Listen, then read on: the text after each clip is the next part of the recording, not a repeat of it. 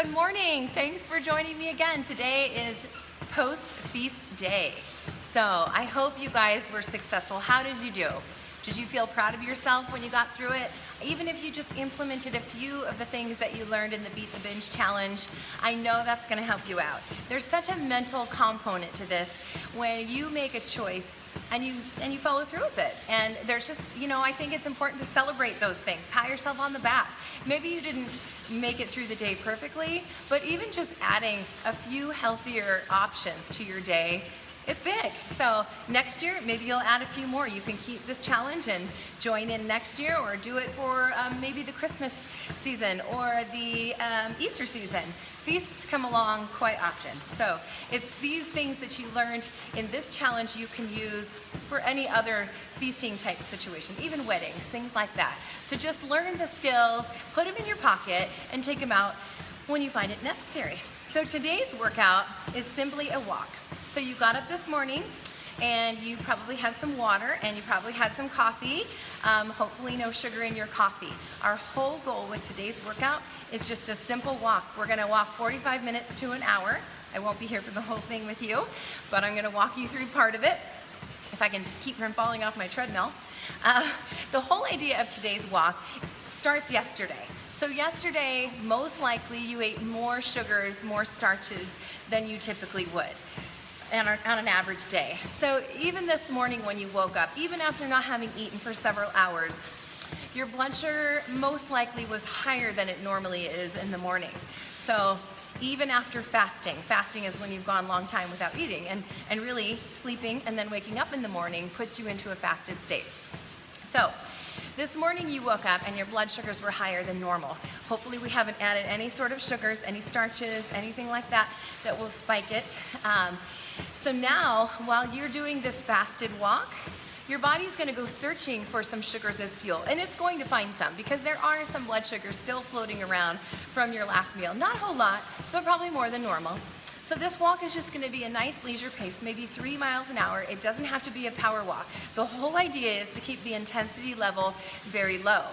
Because once your body goes and searches for that sugar, it searches for sugar first because sugar is very easy for your body to use as a fuel source. Once it goes through that, it's going to say, hey, we're still walking and I still need some fuel. So it's going to go to find the fat stores. And it's going to, as you're walking in the beginning, even while it's burning sugar, fat is being released from the fat cells. And you want to use that up. So we're going to continue walking. Our body's going to say, hey, no more sugar. Let's go find some fat to burn. So you're going to be in a fat burning mode shortly after you get into this walk of yours. So you want to make this walk as long as you can comfortably without passing out, keeping in mind you haven't had anything to eat.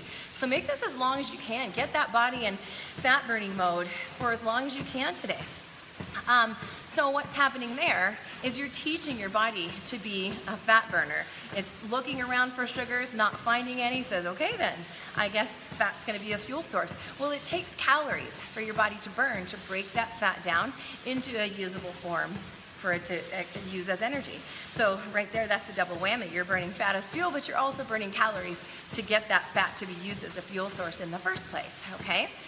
So today, your goal is to really work hard to get back on the wagon because, it's inevitable. A feast like Thanksgiving or Christmas or Easter, we almost always overeat. And that's okay. I mean, it's okay every once in a while, but you want to get yourself right back on the wagon as fast as you can. So start today by making a mindset. What is it that you're going to do with those leftovers? Because we know that there's leftovers sitting around the house causing temptation. Ideally, if you have house guests, package it up and send it with them. You could freeze it so that it's not readily available, so that it's doled out in small pieces. If you have a whole extra pie, maybe freeze it and use it at some other function. Take it out and use it then. You could make soups out of your leftover foods and things like that. So you can actually wrap up your food and take it to somebody who is sick and maybe give them a meal. They would be blessed by it if it's something that you just don't want to have around the house because of the temptation. So make your decisions about what are you going to do to get yourself back on track as quickly as possible. And I know some of these temptations, you're like, but I really worked hard to make that pie and I really want some. That's okay, but decide, are you gonna have just a few bites? Just have a few bites. Commit to 3 bites of pie. Studies have shown that after 3 bites of a dessert, we typically don't receive the benefits that we thought, that we originally did from the first 3 bites. So the endorphins and the serotonin, the dopamine, the happy feel-good chemicals that your body releases when you indulge in something like that. After the first 3 bites, it really is kind of a point of diminishing returns. So stick with 3, maybe 5 bites and be good with it, because your brain is going to be good with that. You just have to give your brain time to be good with it. Usually we scarf it down so fast, we haven't even thought about what our brain wants. So if you eat it slowly, take your time, and give your brain time to catch up and tell you it's good to go, okay?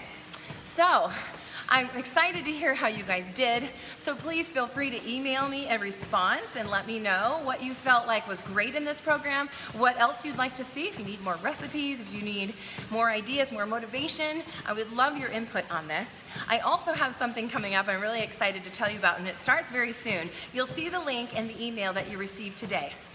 And it is a link for the Santa Slim Down. So this is a month-long challenge, and I'm doing this because my personal training clients, the ones that I see here at my gym, almost always from Thanksgiving to New Year's, they start to fall off the wagon because life just gets crazy and busy. And I've decided that this is the year we are not going to do that. If they can't make it in the gym, that's okay. I'm going to get them. So this Santa Slim Down I'm opening up to all of you as well. It's $9.99.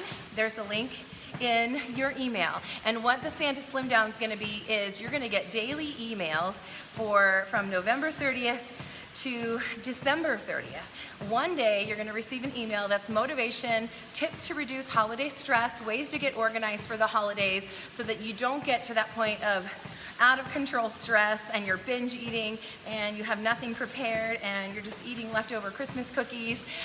Different ways that you can get ahead of the game to reduce stress, because when you're stressed, you tend to eat in ways that you don't necessarily want to.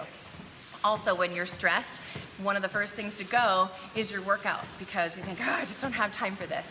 So the goal is to get you a little more organized, get you on your game, get you ahead of schedule for the holidays, to give you clean eating recipes, food preparation tips, so that when you are in those harried situations, that you can go to the fridge and go, oh yeah, I got my snacks all ready to go. So you're good. Every other day, you're gonna receive a short, fast, and furious workout. So you're gonna get 15 workouts that you can do at home. They're body weight workouts. I'll show you modifications that you can do with them.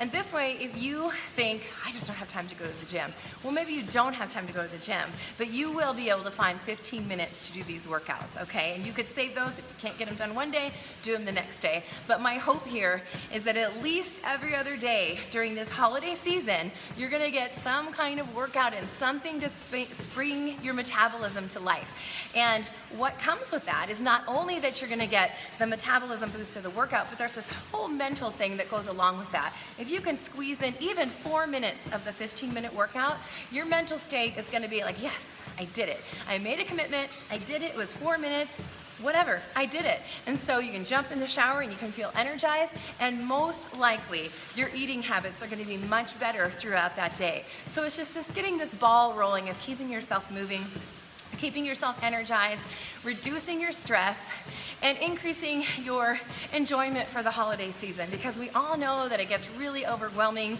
with holiday parties and Christmas programs and cookie exchanges. I even have some ideas for you for cookie exchanges. So we know that things get overwhelming, and we have potlucks and parties and food temptations. There's candy bowls, and customers maybe are bringing in treats for you and all these different things. We have all these extra gifts to buy. So I've got lots of ideas for you there. So I hope that you'll join me in that holiday Santa Slim Down Challenge. That's the 30-day program, and you will get daily emails guiding you through this. I also will be periscoping the Santa Slim Down, so you can join live on Periscope. My link is also in this email, so you can join live and get everything that you need, and you can interact with me doing Periscope. Periscope is amazing. It allows you to ask me some questions, and I can answer your questions as we go through this. I also will be starting a Facebook group for you guys doing the challenge so that you can help each other, because so many other people have great ideas of how to get through the holidays stress-free or stress-less, okay? So, thanks again so much for joining. I hope you had a successful Beat the Binge challenge, and I hope that you'll join me for more. Thanks so much. You guys have a great holiday.